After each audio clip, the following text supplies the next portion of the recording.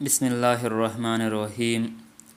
حضور اکرم صلی اللہ علیہ وسلم نے ارشاد فرمایا کہ جب دو مسلمان آپس میں ملتے ہیں اور مصافحہ کرتے ہیں تو جدا ہونے سے پہلے ہی اللہ تعالیٰ دونوں کے گناہوں کو بخش دیتا ہے۔ حضور اکرم صلی اللہ علیہ وسلم نے ارشاد فرمایا کہ جس نے میری قبر کی زیارت کی اس کے لیے میری شفاعت واجب ہو گئی۔ رسول اللہ صلی اللہ علیہ وسلم نے ارشاد فرمایا کہ وہ مسلمان نہیں جس کا پڑوسی اس کی تکلیف سے امان میں نہ ہو۔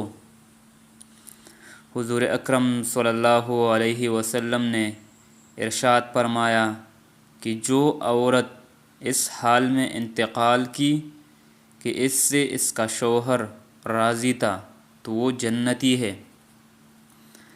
رسول اللہ صلی اللہ علیہ وسلم نے ارشاد فرمایا کہ تم جہاں بھی ہو اللہ سے ڈرتے رہو۔